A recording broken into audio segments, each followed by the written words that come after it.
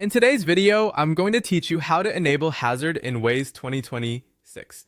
To get started, open Waze and make sure you're fully inside the app or the Waze interface before changing anything. This is important because the option you're looking for won't appear until you're in the correct workspace. Once Waze has loaded, take a quick moment to let the screen finish rendering so all the controls are visible and easy to access.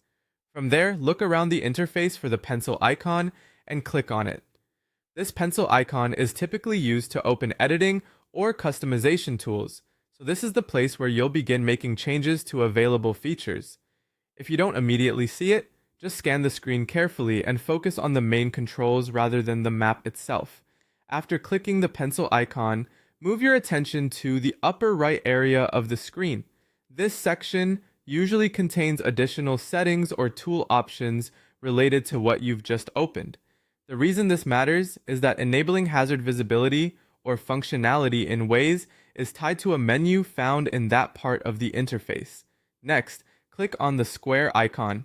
This will open the relevant panel where more specific options are available. Depending on your screen size or browser window, this panel may appear as a sidebar or a floating menu, so don't worry if it looks slightly different from what you expected. What matters is opening the tool section connected to that square icon. Once that panel is open, scroll down through the available options until you find hazard. Take your time here, because there may be several items listed, and it's easy to pass the one you need if you scroll too quickly. You're looking specifically for the hazard setting, which controls whether that feature is enabled. When you find hazard, simply toggle it on to enable it. As soon as the switch is turned on, the feature should become active. In most cases, the change applies right away, so you won't need to restart anything. If you want to confirm that it worked, just check whether the toggle remains enabled after a few seconds.